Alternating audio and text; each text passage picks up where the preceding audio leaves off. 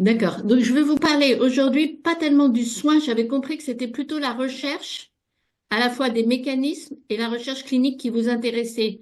Mais je pourrais répondre aux questions. Et probablement, vous êtes un peu fatigué. Donc, ne vous inquiétez pas. Peut-être, est-ce que ça va être enregistré? Oui, tout est C'est enregistré. enregistré Voilà. Hein, et donc, on enverra ne ça vous à tout le inquiétez monde. pas, vous pourrez éventuellement revoir ça si vous voulez. Donc, je vais faire deux petits chapitres de 10 minutes, 12 minutes. Un sur les mécanismes, ce qu'on sait aujourd'hui, et l'autre sur les essais cliniques, mais les essais cliniques causaux, c'est-à-dire pas les traitements symptomatiques qu'on vous donne, mais plutôt où en est la recherche étiologique. Alors, en termes de mécanismes, on sait que les mécanismes sont très complexes, hein, et ils sont probablement pas exclusifs. C'est pour ça qu'il y a différentes présentations de Covid long et qu'il y a certainement déjà un terrain favorisant. Tout le monde ne fait pas le Covid long. Donc, il doit y avoir un terrain génétique. Il y a plus de femmes, donc c'est peut-être quelque chose qui est lié à l'X, on n'en sait rien, immunitaire, allergique, hormonal. Il y a aussi l'histoire infectieuse qui est importante. Si on a une charge virale très élevée, c'est pas pareil que si on a eu un Covid très peu symptomatique. Si on a eu une infection antérieure par EBV, par d'autres maladies, ça va changer les choses. Mais toujours est-il que sur ce terrain, certaines personnes n'arrivent pas à résoudre l'infection et ça donne tout un tas de conséquences. Donc la persistance du virus dans des réservoirs, une inflammation, je vais en parler, une activation de la coagulation, des mitochondries qui dysfonctionnent, la réactivation de virus latents, des désordres du microbiote, baisse de la sérotonine et probablement des dégâts tissulaires. On ne sait pas encore tous les mécanismes et surtout, on ne sait pas exactement comment ils s'articulent. On commence à avoir quelques pistes, mais pour l'instant, je vais vous les décrire de façon séparée. Alors, en ce qui concerne la présence d'ARN viral, c'est maintenant quelque chose qui est quand même démontré, pas seulement par certaines équipes de recherche un peu précurseurs, mais vraiment c'est reproduit dans différents pays et dans différents tissus. On a trouvé de l'ARN dans des cellules pulmonaires, dans des macrophages tissulaires, dans la muqueuse digestive, dans les fentes olfactives, dans les cellules de la moelle osseuse, monocytes, plaquettes, etc. Mais c'est pas spécifique au SARS-CoV-2, hein.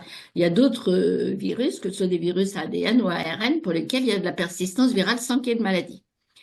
Et puis, on a regardé si cet ARN, qui est donc le génome, était capable de se répliquer en protéines. Et on a plusieurs maintenant papiers qui montrent qu'il y a de la spike aussi qui peut être trouvée dans la circulation. Mais alors là, c'est beaucoup plus variable. Vous voyez, ça va de 5 à 60%. Et vous voyez les petits points rouges, c'est extrêmement variable. Donc, on n'a pas encore de certitude sur le lien ARN-spike. Et la question qui se pose, parce que à chaque fois qu'on a une recherche, ça entraîne d'autres questions, c'est est-ce que cette présence d'ARN donne naissance à du virus infectieux? Et c'est là-dessus qu'on travaille, notamment avec Morgan Bomsel. Et on a démontré que quand on prend de l'ARN viral chez des patients Covid long, qu'on le met sur des cellules non infectées in vitro, eh ben, on peut retrouver une réplication virale. Donc ça a l'air, ça c'est vraiment important parce que si le virus se réplique, ça veut dire qu'un jour, des antiviraux très puissants seront capables de traiter. Si par contre, c'est un virus qui se réplique pas, bah, ça veut dire peut-être que la spike a une toxicité par elle-même. Il peut y avoir d'ailleurs tout à fait les deux. Et dans des modèles animaux, la spike est assez toxique par elle-même. Elle agit comme un pattern moléculaire qui induit une inflammation, à la fois digestive et une neuroinflammation. Alors, donc ça, c'était pour le côté où on en est de la persistance virale. Ensuite, il y a une autre hypothèse qui est l'hypothèse inflammatoire. Et pendant longtemps, on a pensé que le Covid long était une maladie inflammatoire. En fait, c'est vrai qu'on trouve une inflammation excessive, euh, à la fois de l'immunité adaptative, c'est-à-dire qu'on fait au bout de 7 à 10 jours après une infection des cellules T, des anticorps contre le virus ou contre d'autres virus. Donc, vous avez des cellules qui sont toujours activées et très peu de cellules naïves finalement. C'est comme si c'était des soldats qui étaient tout le temps un peu fatigués sur le front. Et on a aussi une activation de l'immunité innée, qui est une immunité qui est indépendante des antigènes, qui réagit un peu à l'allergie, etc. Donc les monocytes, les mastocytes, les polynucléaires et les cellules proches qui sont par exemple les cellules qui entourent les neurones, les astrocytes, les cellules microgliales sont toujours activées. Et ça entraîne aussi des taux élevés de certains marqueurs pro-inflammatoires. Donc là, c'est très variable selon les études. Il y a eu beaucoup d'études. Et finalement, ces cytokines, il n'y en a pas une comme ça qui peut être un marqueur du Covid long. Donc, on est en train de travailler sur des algorithmes pour pouvoir créer un biomarqueur. Ce qui semble plus fréquent, c'est une inflammation vasculaire avec une cytokine qui s'appelle le VEGF qui est souvent élevée. Des marqueurs aussi de la coagulation ou de certaines lésions neurologiques. Il y a aussi des stigmates de souffrance vasculaire, donc ça va un peu avec ce que je vous disais sur le VEGF. Par contre, l'auto-immunité, on a pensé à un moment donné que c'était une maladie auto-immune, non. Il y a des facteurs antinucléaires, mais c'est banal dans les infections virales, et il n'y a pas beaucoup d'auto-anticorps. Donc, c'est pas à risque de développer un lupus, etc. Alors, un autre mécanisme, c'est vraiment la dysfonction mitochondriale. Donc, les mitochondries, c'est ces petites particules qui sont à l'intérieur de toutes les cellules de l'organisme et qui donnent de l'énergie. Elles prennent de l'oxygène, elles prennent du glucose ou s'il n'y a pas de glucose, des lipides ou des acides aminés et ça fait de l'ATP qui est le carburant. Et on s'est aperçu qu'il y a une dysfonction de ces mitochondries, déjà très bien cliniquement quand on fait faire des épreuves d'effort maximal cardio-respiratoire, ben, le VO2 max est souvent bas. Il y a des lactates, les gens se mettent à faire de la bêta-oxydation des acides gras, donc c'est en faveur d'une dysfonction mitochondriale. Mais maintenant, on a des outils beaucoup plus puissants qui sont le profil métabolomique. Donc ça, c'est pas quelque chose qui est encore commercialisé, qui se fait encore en recherche. Peut-être qu'un jour ça viendra, qui consiste à rechercher dans le sang tous les métabolites, que ce soit des métabolites, des médicaments, des hormones, des acides gras, etc. Et on s'aperçoit, vous voyez là en noir, c'est les sujets sans Covid, les bleus, c'est ceux qui sont Covid résolus et les Covid longs, c'est les rouges, que le profil métabolomique est très différent. Là, vous voyez à droite. Et si on regarde, ensuite, on peut regarder qu'est-ce qui diffère exactement. Et on s'aperçoit que ce qui diffère, c'est des choses bien particulières, en particulier donc la dysfonction mitochondriale, mais je ne vais pas aller très très profondément là-dessus, on pourra en reparler. Il y a aussi d'autres choses qui sont assez différentes, qui ont trait à voir avec l'allergie. Alors on continue dans nos mécanismes, hein. On a vu la persistance virale, l'inflammation, la dysfonction mitochondriale. Il y a aussi une propension à faire des microcaillots. On sait que dans le Covid sévère, il y a beaucoup de thromboses et ça dure 1 an après l'infection. Et au cours du Covid long, une équipe, en particulier une équipe d'Afrique du Sud, a montré qu'il y avait des microcaillots qui se formaient dans des tout petits vaisseaux qui étaient très très difficiles à liser en fait. Et que si on prend la protéine spike, on la met dans le sérum, ça entraîne des microcaillots indépendamment du virus. Alors cette équipe, elle a solubilisé ces caillots et elle a pu faire des dosages de protéines dans les microcaillots. Donc ça aussi, c'est une piste peut-être pour les biomarqueurs et pour les pistes thérapeutiques. Je vous en reparlerai. Donc ça, je vais peut-être passer. Voilà, donc je vais pas rester trop longtemps sur ces mécanismes parce qu'il est un peu tard pour vous dire qu'on travaille aussi sur tout un tas d'autres mécanismes. Un qui s'appelle la nétose, c'est-à-dire que les polynucléaires, c'est les globules blancs les plus fréquents dans notre sérum, quand ils sont vraiment très activés, se mettent à cracher ce qu'ils ont à l'intérieur de leur noyau, c'est de la chromatine. Ça va dans le sang et ça attrape les plaquettes, etc. Et ça fait des microcaillots. Donc, on travaille avec Alain Thierry sur cette activation des neutrophiles. Il y a également, on s'est rendu compte que cet état inflammatoire réactivait des virus latents. On a tous beaucoup de virus latents. Par exemple, tout le monde a fait la varicelle. À part faire un zona de temps en temps, on s'en porte pas plus mal. Mais là, au cours du Covid long, il y a des réactivations de ces virus, que ce soit des herpesvirus ou même des rétrovirus. Il y a une dysbiose intestinale. Et puis, il y a aussi d'autres mécanismes comme une baisse de la sérotonine. Alors, cette baisse de la sérotonine, on travaille là-dessus. Est-ce que c'est dû au fait que le tryptophane n'est pas bien absorbé par le tube digestif? Est-ce que c'est dû au fait que les plaquettes sont trop activées et n'arrivent pas à métaboliser? Vous voyez, il y a pas mal de recherches. On se rend compte qu'il peut y avoir des dégâts tissulaires dans les modèles animaux. Ça n'a pas été montré chez l'homme. Et puis, on travaille aussi beaucoup sur la dysautonomie et des désordres endocriniens ces désordres endocriniens semblent plutôt haut placés, c'est-à-dire c'est pas les glandes périphériques comme la surrénale ou la thyroïde qui dysfonctionnent, c'est plutôt au niveau de l'hypophyse que ça se passe. Donc, voyez, donc on a encore pas mal de liens à faire entre ces différents mécanismes. Ce qu'on suppose, c'est que ces différents mécanismes, ils sont actifs dans tous les tissus, mais notamment au niveau du cerveau. Et au niveau du cerveau, il y a cette fragilité vasculaire, il y a ces cellules dont je vous ai parlé, les astrocytes et la microglie qui sont inflammatoires, il y a l'immunité innée avec des mastocytes qui sont là, il y a aussi des réservoirs viraux. Donc c'est ça qui vraisemblablement contribue beaucoup à la neuroinflammation.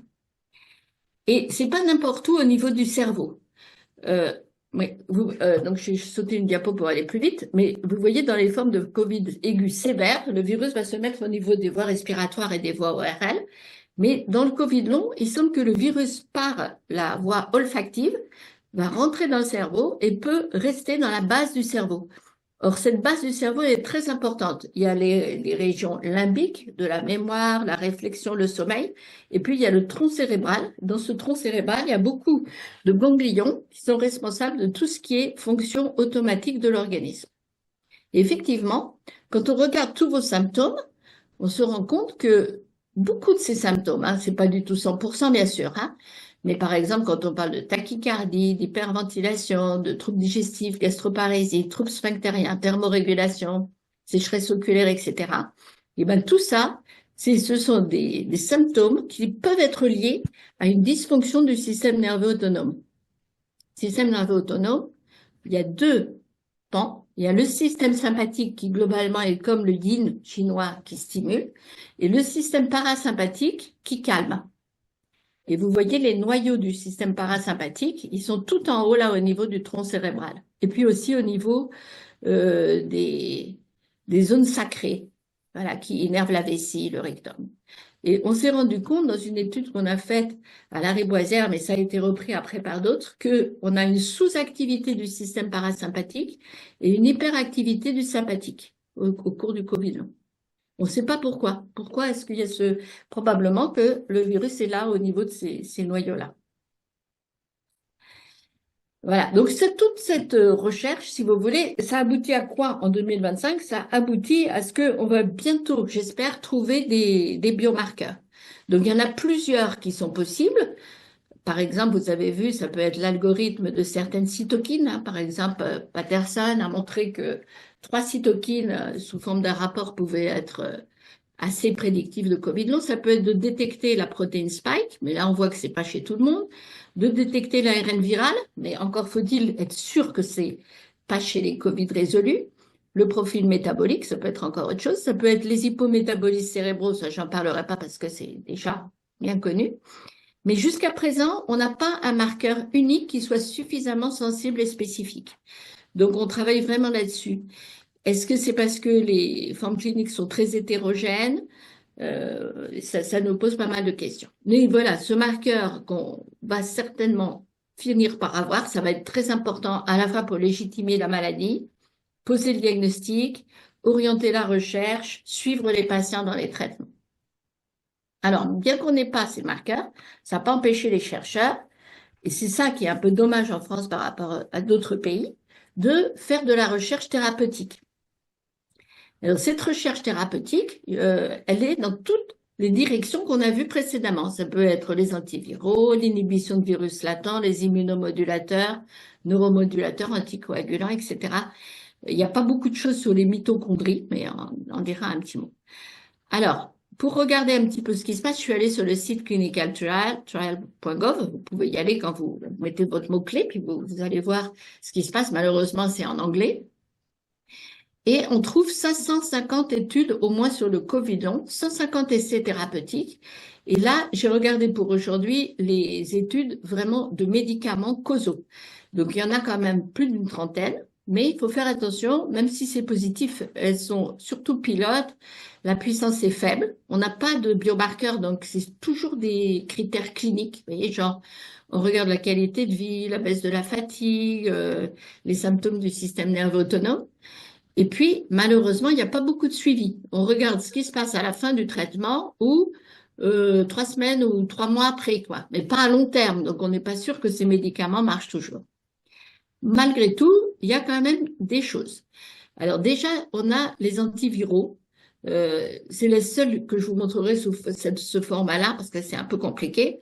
Mais pour vous dire, si vous regardez la troisième colonne, il y a le Paxlovid qui a été testé pendant 15 jours dans une étude, pendant 25 jours dans une autre étude, l'ensitrelvir, le remdesivir. Pour l'instant, ce sont des essais de monothérapie et ça paraît long, mais c'est pas très long en fait. 15 jours, 25 jours. Vous voyez, pour les infections chroniques, genre VIH, on traite toute la vie. Et hépatite C, il faut traiter minimum, hépatite B, c'est toute la vie. Hépatite C, c'est minimum 3 mois et en multithérapie. Donc, on s'attend pas avec ça qu'on ait des résultats vraiment extraordinaires. Et d'ailleurs, le premier essai a été publié fin 2024 et malheureusement, on a des résultats négatifs. Vous voyez ici, sur la droite, c'est la charge en symptômes en couleur. Ceux qui n'ont pas de symptômes, c'est en blanc. On voit qu'avec le temps, la charge en symptômes, elle diminue un petit peu dans les groupes, mais elle reste très élevée dans les deux bras.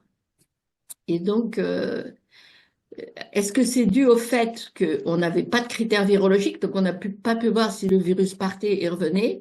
Est-ce que c'est dû au fait que le traitement n'est pas suffisamment puissant? Est-ce que c'est parce qu'il pénètre pas assez dans les réservoirs? Ça nous a fait poser plein de questions, mais ça ne nous a pas découragé à étudier cette piste. Mais vraisemblablement, cette piste des antiviraux, faut la poursuivre, mais ça sera peut-être avec des traitements plus puissants et en multithérapie ou associés peut-être à autre chose. Donc, dans ces autres choses, ça pourrait être éventuellement des anticorps monoclonaux. Il y a eu une étude qui a fait beaucoup de bruit à la fin de l'année dernière, mais elle était sur 3 patients avec des anticorps monoclonaux dirigés contre les premières souches. Et ça a montré une rémission rapide des symptômes. On ne sait pas ce que sont devenus ces 3 patients à long terme, et tous les cliniciens ont essayé eux-mêmes de donner quelques anticorps monoclonaux à leurs patients les plus sévères sans vraiment d'efficacité. Mais vous voyez, il y a quand même des études qui sont en cours. Donc il y a une étude en tout cas qui est en cours. C'est pas facile de, de faire accepter aux industriels qui développent des anticorps monoclonaux que ça peut être intéressant dans le Covid long. Donc on est très content qu'il y ait une étude qui soit en cours. Ensuite, je vais vous faire une diapo sur l'hypothèse de la réactivation des virus latents. Donc là, il y a eu pas mal de choses qui sont faites. Une étude qui est un petit peu décevante. Les Suisses y croyaient, la firme Génoro y croyait beaucoup, certains collègues psychiatres aussi, comme Madame Leboyer. Il s'agissait de donner un anticorps monoclonal contre une protéine d'un rétrovirus latent qui serait active. Donc le principe, c'était de screener les patients. S'ils étaient positifs pour cette protéine ERV à plusieurs reprises, ils recevaient une perfusion de cet anticorps monoclonal Temelimab sur 6 mois versus placebo. Malheureusement, on a eu des résultats globaux négatifs. Peut-être que dans les sous-groupes, on va voir un petit peu ce qui se passe, mais disons que c'est pas fameux pour cette firme, malheureusement. Ensuite, il y a une équipe qui teste des antiviraux pour le Covid long en se disant, il y a peut-être d'autres rétrovirus. Donc, on teste le Truvada, le Maraviroc. C'est une étude qui est en cours. Il y a une étude qui teste aussi le valacyclovir dans l'objectif d'avoir un effet anti-herpès virus ou anti-EBV.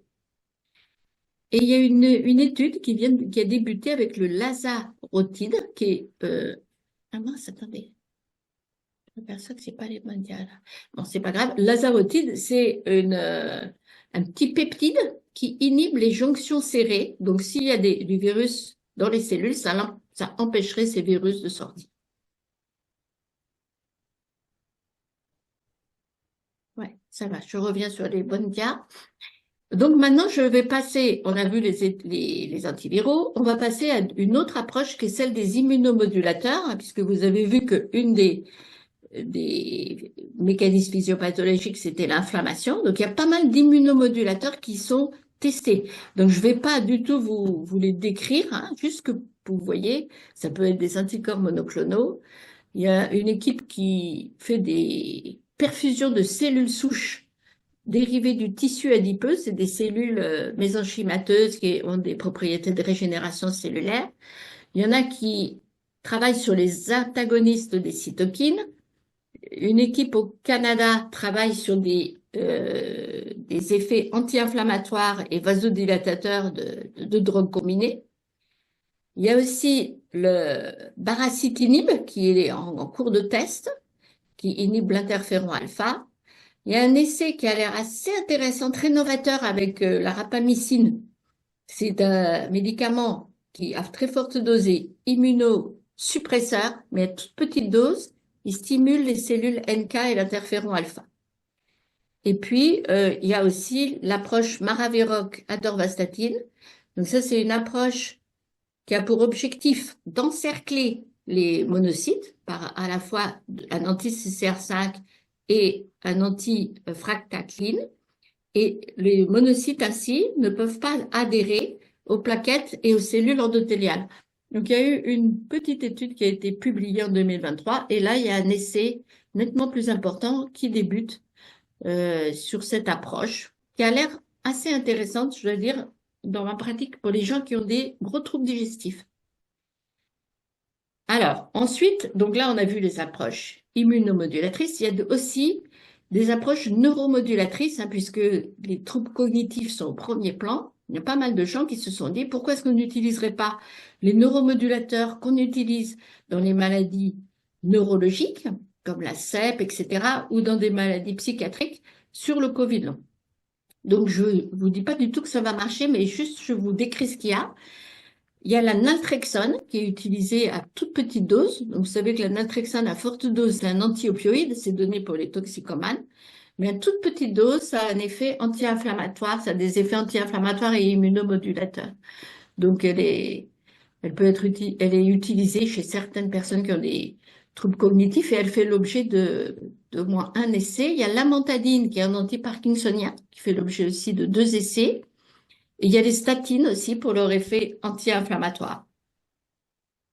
Donc, quand je vous mets pas que c'est négatif, ça veut dire que il y a pour l'instant pas de résultats ou qu'on a des résultats positifs, mais sur des études seulement pilotes, hein. Par exemple, j'étais là sur la naltrexone. Naltrexone, il y a eu des petites études de 50 patients, 60 patients, pour lesquels il y avait 50 ou 60% d'efficacité. Amantadine aussi, nos collègues iraniens ont fait une étude sur l'amantadine. Mais tant que ce sont des études ouvertes, des études de cohorte, qu'on n'a pas d'essais vraiment randomisés versus placebo, c'est des médicaments qui peuvent pas être recommandés, notamment par la haute autorité de santé. Nous, on attend vraiment des essais randomisés dans lesquels il y a quelque chose qui marche nettement mieux, significativement mieux dans le groupe placebo. Ça ne veut pas dire que les médecins ne peuvent pas le prescrire, mais c'est pas dans les recommandations. Alors, vous voyez ici, toujours, ces approches neuromodulatrices, elles font l'objet de beaucoup d'essais, hein. Il y a une équipe qui essaye le lithium, en se disant peut-être qu'il y a un effet neuroprotecteur du lithium. Il y a une autre équipe qui teste une modulation par le glutamate, qui est un neurotransmetteur excitateur. Il y a plusieurs essais sur la stimulation magnétique transcrânienne. Bon, j'ai un peu des doutes, mais enfin bon, c'est quelque chose qui est utilisé pour traiter certaines pathologies neurologiques et qui a déjà été utilisé dans la myalgie ou dans des maladies psychiatriques réfractaires. Il y a des approches aussi, il y a pas mal d'équipes qui travaillent sur le système nerveux autonome. Donc j'étais intéressée de voir qu'il n'y avait pas seulement l'ivabradine, mais il y a aussi des équipes qui travaillent sur le blocage sympathique. Ici, au niveau du cou, il y a des racines sympathiques. Vous avez vu qu'il y a des équilibres sympathiques et parasympathiques. Et donc, ces équipes-là font des blocages de ganglions stellaires. Ça consiste à mettre des anesthésiques locaux dans le ganglion et ça diminue, du coup, la fonction sympathique pendant quelques semaines. Et puis, à l'inverse, on peut stimuler le nerf vague. Et là aussi, j'avais fait cette recherche l'an dernier. Il y avait beaucoup moins d'études. Là, je vois qu'il y a au moins 7 ou 8 équipes qui travaillent sur cette stimulation électrique du nerf vague via des électrodes. Donc, c'est des électrodes qui envoient des petits impacts électriques. Et par les nerfs sensitifs, ça remonte au niveau du nerf vague et ça le stimule. Ça peut marcher à condition de ne pas avoir une atteinte trop importante, hein. Alors, une approche, là, ce qui est vraiment intéressant et pour lequel on n'a pas encore grand-chose en termes d'essais cliniques, c'est tout ce qui est anticoagulant, augmenter l'oxygénation tissulaire et régénérer les mitochondries. Donc, vous voyez, je ne sais pas des tableaux parce qu'il n'y a vraiment pas grand-chose. Il y a une étude, attendez, voilà, sur l'oxygénothérapie hyperbare qui a été faite et publiée par des collègues israéliens sur 73 personnes et qui montre qu'après 40 sessions, il y a un petit peu meilleure oxygénation au niveau du cerveau, ça se voit par l'IRM, et il y a des capacités cognitives du sommeil, des symptômes psychiatriques qui sont un petit peu améliorés. Mais il faut se méfier parce qu'on n'a pas de résultats à long terme, mais ça a quand même été suffisamment intéressant pour qu'il y ait 4 études randomisées en cours, vous voyez, au Canada, Pays-Bas, Suède. Donc, on aura des résultats, mais c'est très lourd, hein, par contre, c'est extrêmement fatigant. On a une approche qui est vraiment très intéressante, qui est les anticoagulants, et ça c'est vraiment la question qu'on se pose tous. Est-ce qu'il ne faudrait pas que vous soyez tous sous anticoagulants, vu qu'on a mis en évidence des microcaillots? Alors, cette équipe dirigée par Pretorius a traité les sujets par anticoagulants, et comme ça ne marchait pas avec un seul anticoagulant, elle leur en a donné 3. Les 2 antiagrégants, clopidogrel et aspirine, plus un anticoagulant oral pendant une durée de 2 à 6 mois selon la sévérité des symptômes. Donc, dans cette petite étude, c'est vraiment impressionnant de voir que non seulement il y avait une baisse des microcaillots, enfin, parce que c'est des microcaillots difficiles à démêler, et il y avait aussi une diminution de la sévérité des symptômes. Hein. C'est pas une guérison, vous voyez, c'est improve. Bon, mais on a eu dans cette étude quand même 5 patients qui ont eu des saignements importants, donc ça nous refroidit. Et c'est une étude qui n'a pas encore été publiée, elle est toujours en préprint et elle n'a pas été reproduite. Voilà, donc on n'a pas encore d'essai clinique, si vous voulez, pour les anticoagulants. Donc c'est pas quelque chose qu'on donne, sauf si on trouve des dédimères augmentés ou bien sûr une thrombose. Hein. Ensuite, j'arrive quand même vers la fin, hein, parce que je suis désolée, je sais que c'est quand même très complexe. On a les aphérèses. Il y a pas mal de patients qui se sont tournés vers l'aphérèse, qui a fait une publication, une publicité importante en disant l'aphérèse, c'est formidable, ça filtre tout ce qui est mauvais, les auto-anticorps, les cytokines, les LDL, les toxines, etc. Et c'est vrai que c'était une approche qui avait montré un bénéfice partiel dans d'autres formes d'encéphalite myalgique. Et donc, pour l'instant, il n'y a pas grand-chose. Vous voyez, il y a eu une étude qui a été publiée par l'équipe allemande sur 27 patients qui ont eu 2 aphérèses espacées de 3 semaines avec de l'héparine, donc ça fait un petit biais. Et effectivement, au bout de 3 semaines, il y avait une réduction de cytokines, lipides, etc., comme on le voit sur la droite, et une diminution de la formation de rouleaux des hématies. Mais on n'a pas de résultat long terme, donc il faut être vraiment prudent avec cette approche qui en plus coûte vraiment cher. Heureusement, on a des essais randomisés en cours. Donc là, on aura aussi des résultats, vous voyez, sur cette approche. Voilà, donc je vais terminer ici, une petite conclusion. Donc vous voyez qu'on a de nombreux essais thérapeutiques en cours. Ça, c'est quelque chose qui a vraiment changé depuis 1 an. On n'avait pas ça. Et ils vont nous apporter prochainement des réponses, même si pour l'instant, les essais sont non concluants. Ça, je reconnais qu'on n'a pas un essai vraiment phare pour lequel on puisse dire, ça y est, on a trouvé les solutions. Ça a été l'opportunité pour soulever des questions méthodologiques. On s'est rendu compte que les patients qui étaient inclus dans les essais n'étaient pas du tout homogènes. Ça pouvait être des Covid longs sévères, non sévères, qui avaient un Covid long depuis longtemps, peu de temps. Donc ça explique peut-être les difficultés à conclure. Les critères de jugement, je vous en ai parlé, ils sont pour l'instant pas précis. On n'a que des critères cliniques. Donc le jour où on aura ces biomarqueurs, ça sera bien. Et puis, on n'a pas d'évaluation à moyen long terme. Donc, il y a toute une réflexion qui va se mettre en place pour les prochains essais cliniques pour avoir une méthodologie plus précise comme on l'a fait dans d'autres maladies. Et puis, bien sûr, pour avancer dans ce champ, il y a quand même beaucoup de défis à relever, celui du biomarqueur sanguin. Donc, vous voyez, ça suffit pas de dire dans 90% des cas, on a de la protéine spike. Il faut ensuite, une fois qu'on a vu ça, on a vu que c'était plus fréquent, par exemple, chez les cas que chez les témoins, faire des études dans la vraie vie pour voir si ça persiste, pour voir si c'est corrélé aux symptômes. Donc, c'est encore une recherche qui va se poursuivre. Deuxième défi très important, c'est de voir si le virus qu'on retrouve, est-ce que c'est du virus infectieux ou non. Et je trouve que les essais cliniques apportent beaucoup, même s'ils sont négatifs, et ça serait bien de les... Déjà, si un clinicien a une idée, de pouvoir le pousser. Donc ça, je compte sur vous, peut-être aussi pour faire du plaidoyer là-dessus. C'est important que des essais cliniques se mettent en place.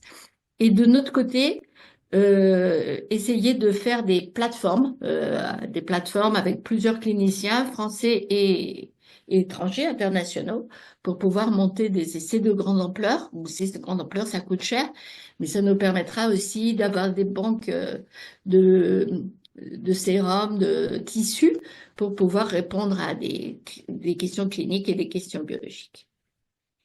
Merci beaucoup. Et si vous avez des questions, je suis à votre disposition.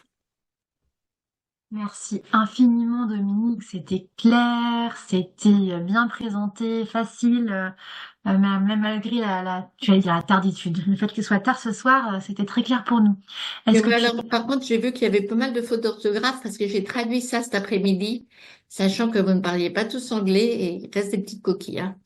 Non, Et, merci beaucoup. Et si tu nous autorises, on coupera ta présentation pour la mettre sur notre site parce qu'on trouve ça vraiment très clair et très utile. Donc, si tu nous autorises, on fera sûrement oui, ça pour oui, que ce soit voilà. accessible à tous. Pas de souci avec une ou deux petites corrections. Ouais. Si tu veux arrêter de partage, ou comme peut-être pas, Oui. peut-être ça pourrait servir encore pour les questions. On Euh, a non, non, j'ai enlevé tous les backups. Non, on verra, hein. S'il y a des questions, on pourra revenir. alors, du coup, il y a pas mal de questions dans le chat. Non, je vais essayer de revenir dans l'ordre. Euh, Pourquoi l'ensemble des biomarqueurs sont pas testés chez tous les patients? Pardon, je sais pas le dire correctement. Pourquoi est-ce que l'ensemble des biomarqueurs ne sont pas testés chez tous les patients? Ah oui, mais c'est parce que c'est de la recherche. En fait, les gens ont du mal à faire la différence entre un test biologique qui est commercialisé et un biomarqueur qui est en recherche. Un test biologique, il est fait chez des milliers de patients, c'est automatisé, ça passe dans une machine, ça finit par coûter 50 € le test, hein, par exemple, si on fait une sérologie.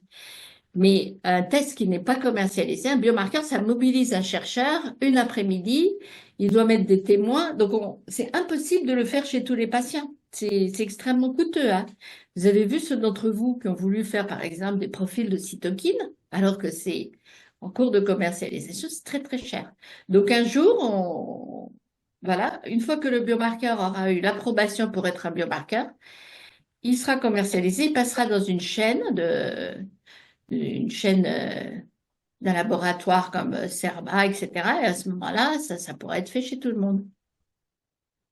Il y a une question, je pense, qui est portée par beaucoup, c'est où est-ce qu'en est la recherche en France? Peut-être que tu peux parler des essais que on a avec la NRS, les projets en cours. Alors en France, il y a eu 2 appels à projets. Bon, ça n'a pas empêché les chercheurs de faire de la recherche de leur côté. Mais pour faire de la recherche, il faut être financé en général.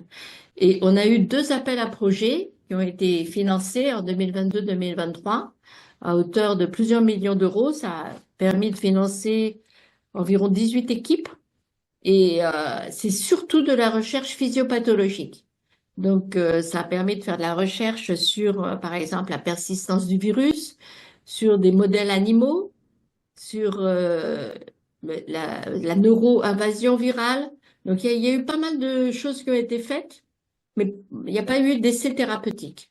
Et on n'a pas encore les résultats, surtout, parce que vous voyez, ça a commencé il y a très, très peu de temps, hein.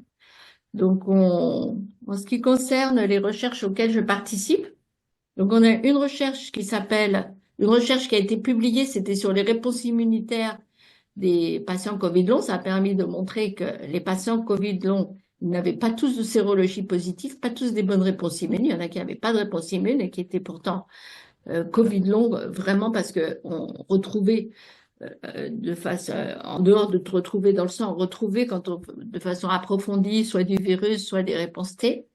On a fait une recherche neuro-Covid sur la persistance du virus dans les fentes olfactives. Donc, on a quasiment fini les inclusions des cas, mais il nous manque quelques témoins pour conclure.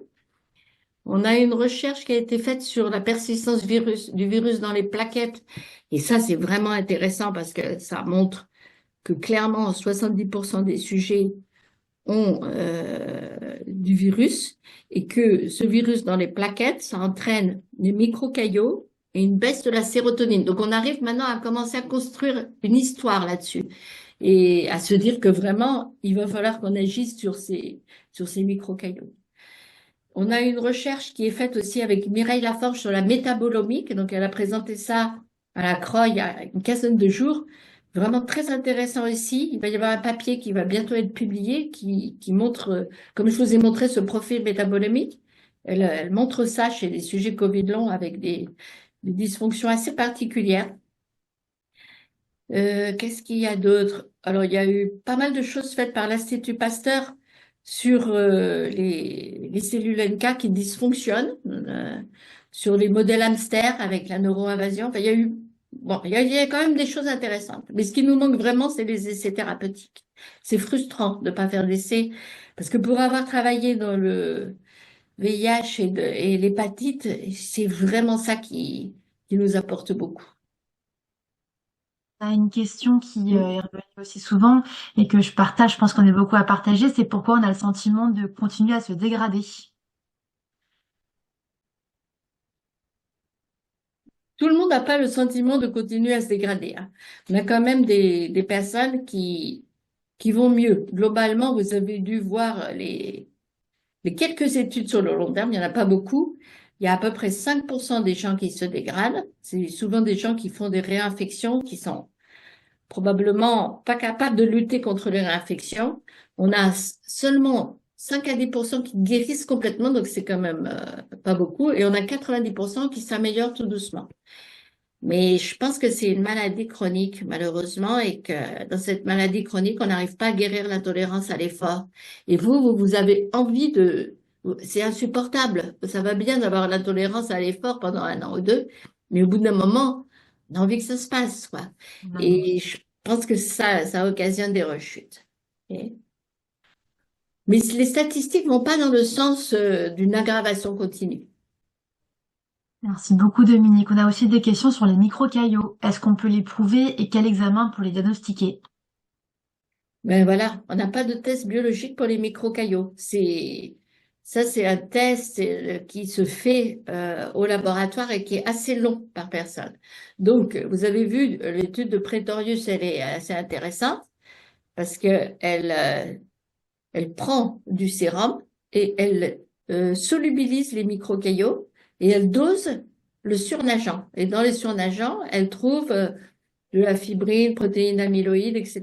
Donc peut-être que ça va être un test indirect. Ce sera pas de regarder au microscope les microcaillots, mais de faire des dosages après les avoir solubilisés. Mais c'est une bonne question. C'est vrai que ça serait quelque chose, ça serait un biomarqueur possible. Biomarqueur. Quelqu'un qui a fait le Covid et qui, à distance, garde des arguments pour des microcaillots, ça pourrait être un test diagnostique. Une question sur comment peut-on devenir patient pour les essais. Alors, n'hésitez pas à regarder sur notre site à la page recherche et à l'onglet appel à participation. On essaye de relayer les demandes de participation patients ou patients contrôle, donc personnes contrôle non atteintes pour les études cliniques, notamment neurocovid, Persicor, ce qu'on a fait avec Dominique et d'autres. Je sais pas, Dominique, si tu as d'autres infos pour les essais cliniques, mais en tout cas, nous, on le met toujours sur notre site quand on en connaît quelques-uns qui sont ouverts. Donc voilà. Ben, je connais des essais qui concernent les équipes avec lesquelles je travaille, hein. Donc, on a l'étude IMPP là qui est en pleine inclusion avec, il va y avoir 3 sites. Il y a l'Institut Fournier, l'hôpital Bichat et l'hôpital de Villeneuve-Saint-Georges. Et chaque patient qui souhaite participer doit venir avec un témoin parce qu'on s'est rendu compte que si on incluait les cas, après, c'est très, très difficile de faire venir un témoin, même si votre entourage est très sympa, venir pour se faire trifouiller le nez ou avoir 70 ml de prélèvement, c'est pas marrant. Donc, voilà, si vous voulez participer, c'est possible. Vous regardez sur le site et vous essayez de trouver dans votre entourage quelqu'un de généreux qui veut bien participer comme témoin. C'est-à-dire témoin, il faut qu'il ait fait le Covid, mais qu'il ait vraiment aucun symptôme. Et pour l'étude IMPP, on va prendre des gens de 18 à 50 ans parce qu'à partir de 40 ans, vous savez, il y a une petite baisse de l'immunité, donc on a fait 50, et qui n'a pas de maladie chronique, notamment pas d'HTA, de diabète, d'obésité. Alors, c'est pas facile. Mais bon, on va y arriver. On va y arriver avec votre aide. Et Il y a une n'hésitez question pas. sur les mitochondries. Est-ce qu'on dispose de moyens pour améliorer le dysfonctionnement? Mais c'est pas facile, hein. Ça, vous avez vu, ce qu'on a pour l'instant, le- c'est pas facile, en fait. C'est ce que je Il faut crée. qu'on comprenne exactement où est le dysfonctionnement. Là, j'ai pas eu le temps de vous en parler, mais on a l'impression que la protéine spike, elle inhibe certains gènes des mitochondries, qui fait que les mitochondries, au lieu de consommer du glucose, elles sont obligées de consommer d'autres nutriments qui sont les protéines et les lipides, qui donnent beaucoup moins d'ATP. Quand la mitochondrie attrape une molécule de glucose et une molécule d'oxygène, il y a une réaction qui conduit à 36 ATP. Mais là, ça marche pas. Donc, vous êtes obligé de faire appel à des lipides ou des protéines pour compenser cette insuffisance. Et ça donne beaucoup moins d'ATP, ça vous donne le sentiment d'avoir moins d'énergie. Donc, il faut qu'on arrive à démêler exactement où ça se passe, cette inhibition, pour pouvoir la contrer. Donc, comme pour l'instant, on ne sait pas, eh ben, ce qu'on fait, je me suis rendu compte, j'essaie de donner de l'oxygène. Alors, l'oxygène, c'est pas miraculeux, mais au moins, ça entraîne un soulagement quand vraiment on n'a plus du tout d'énergie. Ben ça aide quand même le métabolisme des mitochondries. Mais c'est pas un traitement. Un traitement, il faut qu'on arrive à agir sur les enzymes. Voilà. Alors, il y a d'autres approches. Il y en a certains qui ont tiré bénéfice de la photobiomodulation, qui agirait à ce niveau-là. Mais on n'a pas encore un médicament capable de modifier cette biogénèse. Merci beaucoup, Dominique. On a eu encore des questions sur l'IMPP. Donc, n'hésitez pas à aller sur notre site pour pouvoir être témoin ou patient. Vous pourrez avoir toutes les informations là-dessus. On a aussi des questions sur les pistes de dégradation de la protéine spike. Merci, professeur. A-t-on des pistes sur la dégradation de la protéine spike? Si j'ai bien compris, c'est elle la racine du problème. Non, mais là, c'est vraiment une bonne question. Je suis d'accord avec la personne qui a posé cette question. Moi, ça me préoccupe beaucoup. Parce que si jamais c'est pas la persistance du virus, mais la protéine spike qui est en cause, il faut qu'on arrive à trouver des moyens de la déloger, quoi. Or, les anticorps monoclonaux, ils agissent surtout sur les virus circulants. Donc, il faut qu'on arrive à la déloger à l'intérieur des réservoirs, au plus profond des mécanismes intimes. Alors, on va y arriver, et puis mais pour l'instant, on n'a pas cette possibilité. Il faut arriver à dégrader une protéine sans dégrader le reste de l'organisme, donc que ce soit quelque chose d'assez spécifique. Ben, la question est bonne, hein. Je pense que c'est une des questions importantes, ouais. Après, on a persistance d'hypométabolisme est-elle égale à persistance de Covid long? On ne sait pas, ça, je peux pas vous dire. Les hypométabolismes, ils évoluent de façon variable. Il y a beaucoup de gens qui vont mieux quand même, et dont les hypométabolismes diminuent. Il y en a d'autres. Les hypométabolismes restent standards et la personne va mieux. Donc, je peux pas répondre à cette question pour l'instant. On n'a pas vraiment d'études publiées de suivi. On a une question sur le vaccin. Pourquoi le vaccin engendre une dégradation des symptômes chez certains patients? Ben ça, si vous voulez, ça a à voir avec, je pense que l'ARN vaccinal, il ne s'en va pas chez tout le monde. Il y a certaines personnes bon là, le vaccin, il a quand même été formidable, hein. Il a empêché beaucoup de décès. Si on l'avait pas, on aurait une mortalité 10 fois plus élevée. Mais chez certains, eh ben, la réaction à cet ARN a été mauvaise. L'ARN est resté et peut-être entraîné plus de protéines spike que ce qu'il aurait fallu. Il aurait fallu qu'il y ait une petite production de protéines spike quelques jours et puis après c'est terminé. Et là, chez ces sujets-là, bah, ça en donne un peu. Et d'ailleurs, dans l'étude Mégalon, on a quelques patients vaccinons. Et chez les vaccinons, on trouve un petit peu plus de protéines spike que chez les témoins. Donc, il y a quelque chose à voir. On a plusieurs questions sur la fluctuation. Pourquoi ça fluctue? Alors ça, Une la des fluctuation, caractéristiques ça du serait un Covid long. argument pour dire que le virus est latent et que de temps en temps, il se réactive. Donc, il y a ça comme cause. L'autre cause, c'est les mitochondries. Vous avez par exemple un stock souvent je dis aux patients, à combien vous cotez? Bon, ils me disent, je cote à 3 sur 10. Bon, alors je leur dis, bah, vous avez 30% de vos mitochondries qui fonctionnent. Si vous utilisez toujours entre 5 et 30% de votre énergie, vous n'allez pas avoir de fluctuation. Mais si vous dépassez les 30%, ben vous n'avez plus de mitochondries. Donc, ça vous donne une intolérance à l'effort extrême. Donc, ce pacing, l'apprentissage au pacing est très important en fait, hein. C'est assez intellectuel comme notion, mais il faut bien comprendre ce qu'on a comme niveau d'énergie et à pas aller au-delà. Et donc, on n'y fait pas toujours attention parce que là, par exemple, vous faites une session qui est beaucoup trop longue pour vous. Faut peut-être qu'on arrête. Et je pense Il on va va y arrêter. avoir une D'ailleurs, fluctuation. Oui. appliquer ce qu'on a mis dans notre guide, le Oui. petit guide, parce que c'est justement ça. Il y a encore pas mal de questions, peut-être en prendre une ou deux, puis on va s'arrêter. De toute façon, vous pourrez les poser aussi sur la chaîne et on essaiera d'y répondre. Il y avait des questions sur l'EM CSF, est-ce que c'est pareil que le Covid long? Et sur est-ce que si le Covid long, ça fait 5 ans qu'on l'a, soit ça va disparaître dans notre organisme et qu'on pourra toujours comprendre ce qui se passe au bout de 5 ans, même si ça fait long. Mais je pense que le Covid long, ça fait partie des syndromes de fatigue chronique post-infectieux. De ces syndromes post-infectieux, on les connaissait depuis longtemps. Il y a le BV, il y a la HHV6, il y a le Zika, Ebola, etc. Chez certains patients, ça persiste, ça donne des syndromes de fatigue chronique. Et chez la plupart des personnes, ça finit par disparaître au bout de quelques années. Disons chez 90%. Mais chez un certain nombre, les formes sont très sévères. Et ces formes très sévères, ça s'appelle l'encéphalite myalgique. Donc, il y a certains d'entre vous qui sont déjà à ce stade d'encéphalite myalgique. Et à ce stade-là, ben, ça persiste assez longtemps. Ça, c'est vrai que on n'a pas forcément de solution. Mais au moins, il y a de la recherche sur le Covid. Donc, il n'y avait pas sur l'encéphalite myalgique, hein. Je suis allée l'année dernière et l'année d'avant à un congrès qui s'appelle les crypto-infections. Mais alors, c'est des gens qui travaillent depuis 40 ans sur ces syndromes-là, sans financement, etc. C'est très difficile. Au moins là, sur le Covid long, il y a de la recherche, donc on va finir par trouver des mécanismes et chercher des solutions adaptées pour ces patients.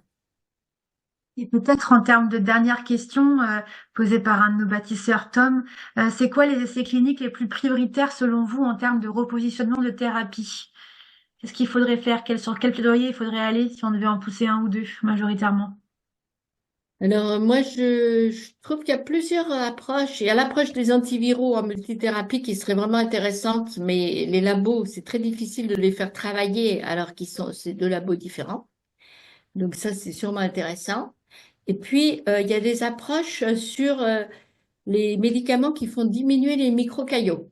Donc, il y a les anticoagulants.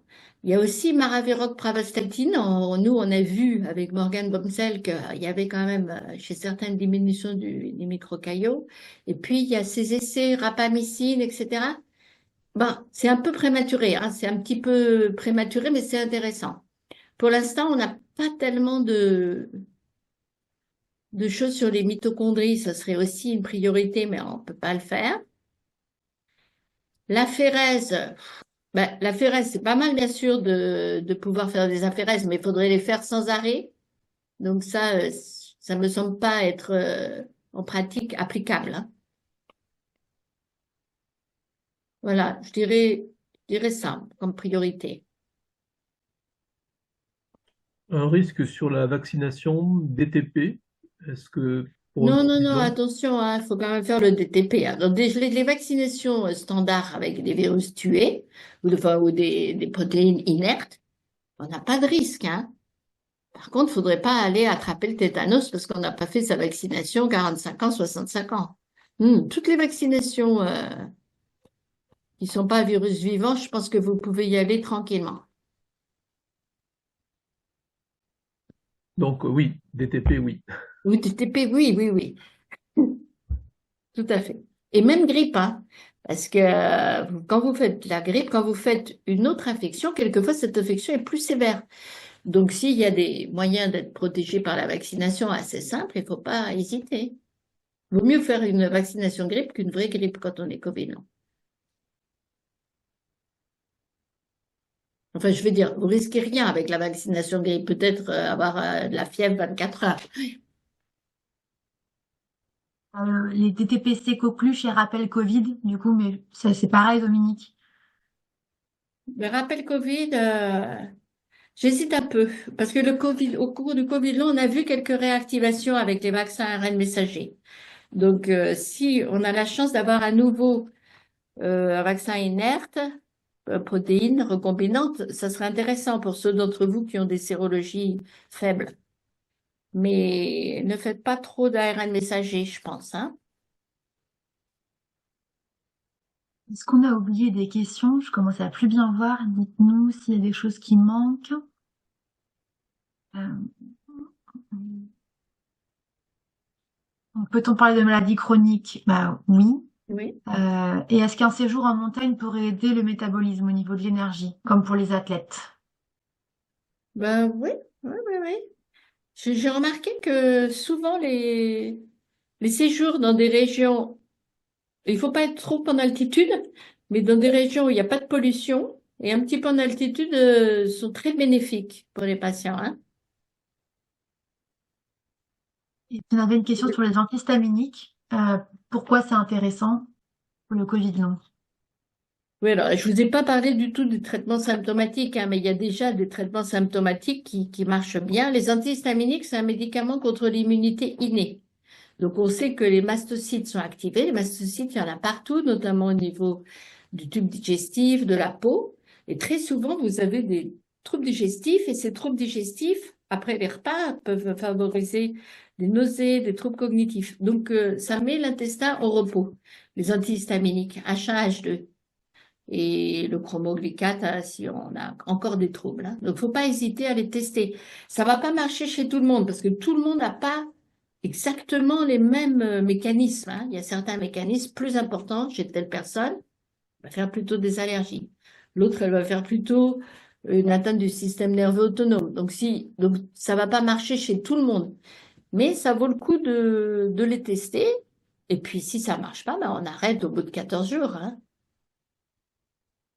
Et on Il va faut, faire il faut pas garder des listes de médicaments. Vous voyez, j'ai quelquefois des patients, ils ont 30 molécules, ils savent plus du tout ce qui marche et ce qui marche pas. Ben, ça sert à rien du tout.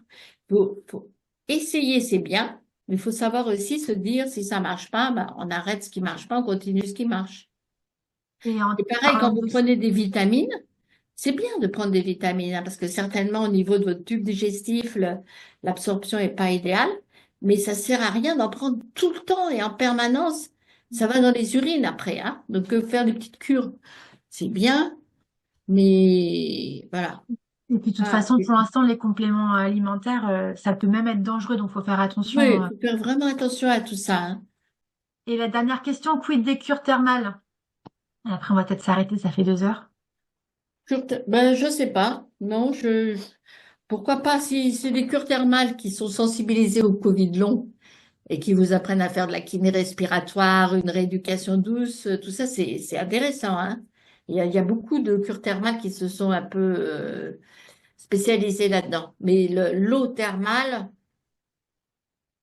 je vois pas. Et puis on demande où on trouve les traitements symptomatiques, peut-être sur les fiches HAS. Et après, on s'arrête Oui, là. voilà, sur les fiches HAS, vous les trouverez. Euh, ouais. Il faudrait qu'on en fasse une synthèse. Mais on peut pas le faire tant qu'il n'y a pas eu d'essai spécifique Covid long. Mais on peut rajouter éventuellement une radio, une diapo en backup. Mais en tout cas, si ça vous va à tous, je pense qu'on va arrêter parce que ça Ouais. fait presque 2 heures qu'on est là, on est tous épuisés. Et si on veut appliquer ce qu'on vous dit, ce qu'on se dit et qu'on ne fait pas toujours, bah, il faut qu'on s'arrête. On va d'abord remercier vous tous d'être là, et puis Dominique d'être là ce soir avec nous pour ton temps, pour cette magnifique présentation. Je remercie immensément Faustine, Mylène, Béatrice, Claude, Céline tous ceux qui étaient là pour présenter avec nous et qui ont fait ça de manière remarquable, et puis tous les bâtisseurs qui nous aident au quotidien, et vous tous qui êtes là. Voilà, on est à votre disposition pour les questions. On risque de pas être très dispo ces prochaines semaines parce on est en rechute pour la plupart d'entre nous. Mais en tout cas, si on ne répond pas par mail, ne vous inquiétez pas, vous nous relancez, on finira par répondre, mais on fait vraiment au mieux en fonction des symptômes. Et là, on risque de peut-être pas beaucoup répondre. En tout cas, pour ma part, je vais devoir couper pendant une petite semaine pour me reposer. Faustine, Mylène, est-ce que vous avez un petit mot? Un énorme merci, Dominique. Ah ben, merci à vous pour l'invitation et pour vos questions, hein. C'est vraiment intéressant. Souvent, vous posez de très bonnes questions. Merci Ça Dominique m'inspire pour aussi. l'interaction. Merci. Pour Merci l'interaction. beaucoup et merci à tous. Et on continue. À bientôt. On reste en contact. À bientôt. Au revoir. Au revoir. À bientôt. À bientôt.